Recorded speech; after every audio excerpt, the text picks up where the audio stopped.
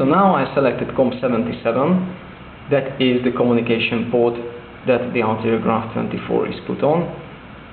I select that only the selected port must be active, which helps the software to concentrate on only this communication port, so it will not explore any other communication ports, just 77.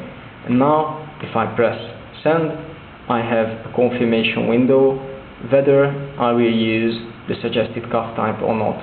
Okay, I will use CUF number 2, press OK, and this is the exploration phase. First, the device's memory is clear.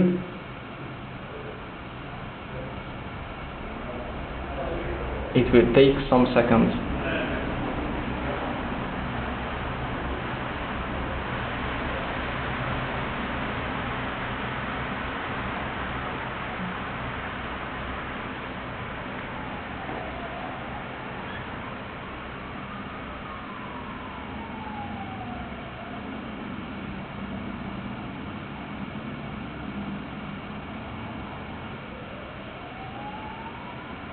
Now it's the second phase. The schedule or the program is downloaded into the device.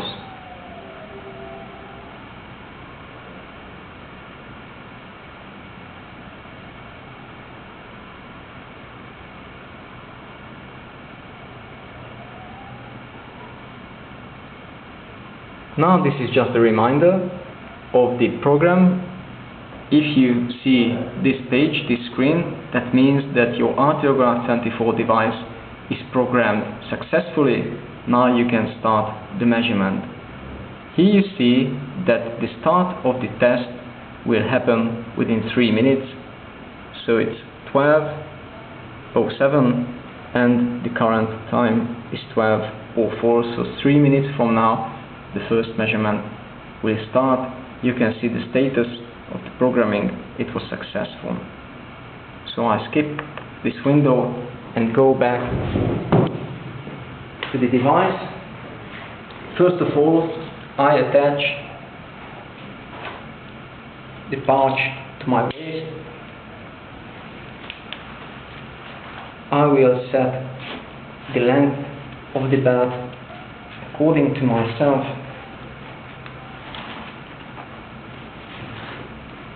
Once I have it here, I will put the device into the pouch. There you go. And usually we prefer to put the cuff onto the dominant arm.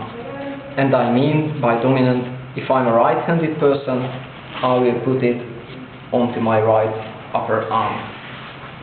We prefer the cuff to be in a position that the tube faces the neck. I put it behind my neck and attach the tube into the device. So that's how it looks like. It's quite comfortable. You can put the cuff onto the thin layer of shirts, so this will not affect the measurement. However, be careful about the installation or the placement of the cuff. It should be more tighter than a simple blood pressure measurement cuff. So there you can see that I hardly can press one finger beneath the cuff. So that's how tight it should be. So that's how I look like. If there is some excess tubing, you can place it under the belt, and it still allows for a lot of movement. So there you can see I can move with this quite easily around. You can move, you can do your common work while you do this measurement.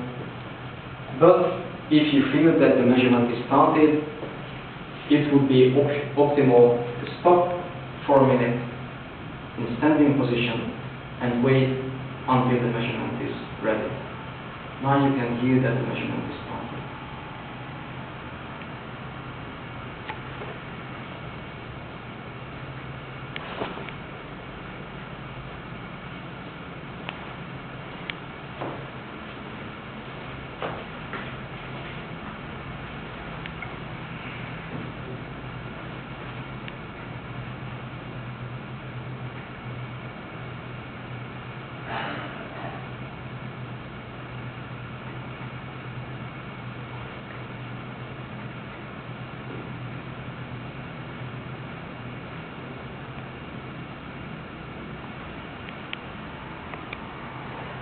Now the device re-inflates the suprasystolic pressure.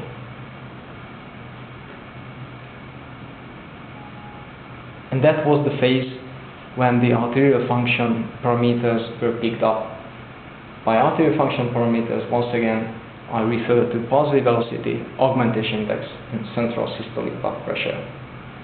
After the 24-hour measurement is ready, then you don't have to do anything else than to detach the device from the patient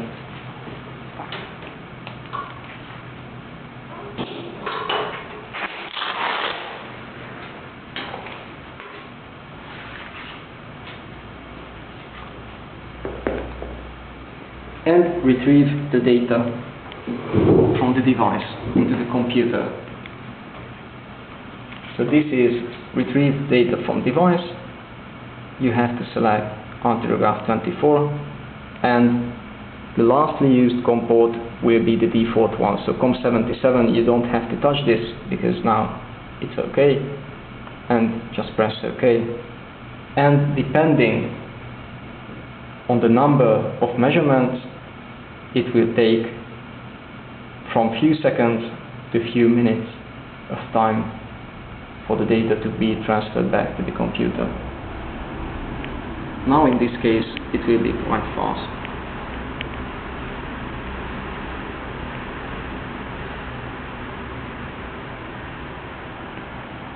There you go. This is one measurement, but let me show you complete measurement of a patient. For example, this lady was measured in January this year. I selected that measurement and press the next button, and that's how I enter the complex evaluation mode. Now you can personalize the outlook of this. For example, this is just a graph of a simple blood pressure measurement, but I can turn on the graph of the arterial function measurements, and that's where you can see with purple line the pulse rate velocity, with light blue the brachial augmentation index, and with dark green the aortic augmentation index. You can either turn off the standard graph and just see the arterial function data and the change of them. So that's how you can assess the measurement. You can evaluate the whole list of data with different parameters represented in red if they are over a certain threshold. For example, the threshold for brachial systolic blood pressure is 140, so anything above 140 will be indicated with red. So this is the whole list. You can see here disturbances in the measurement. There are some missed measurements also. The gray area represents the nighttime measurement phase. Anything that is white refers to the daytime measurement.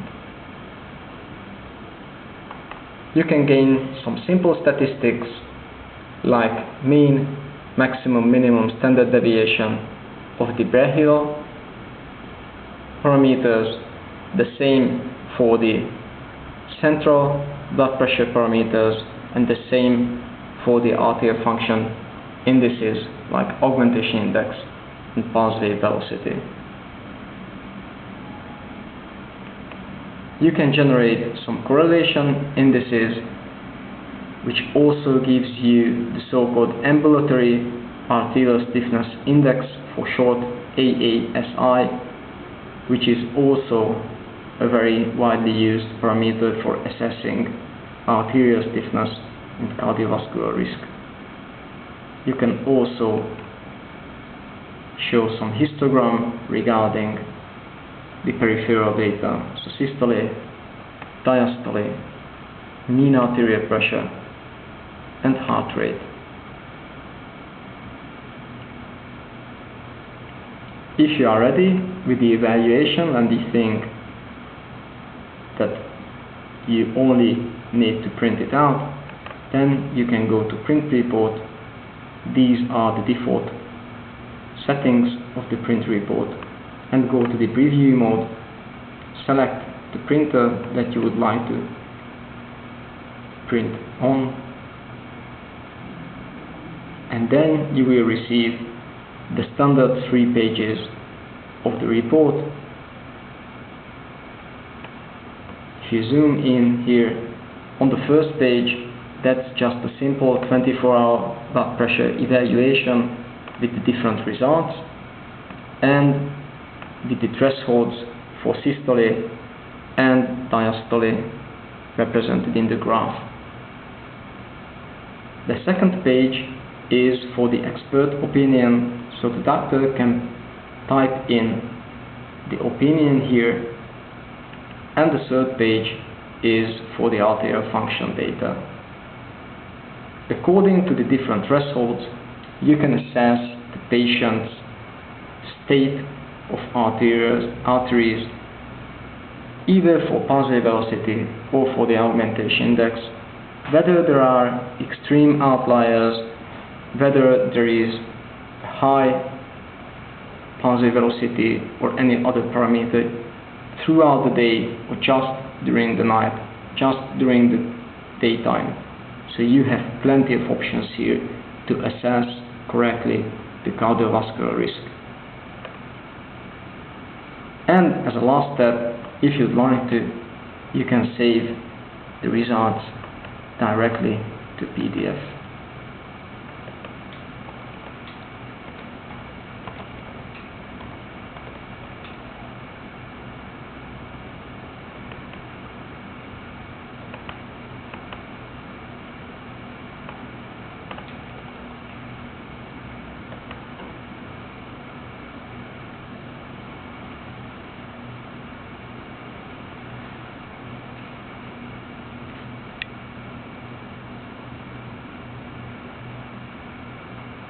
You can close it and go back to the main window and check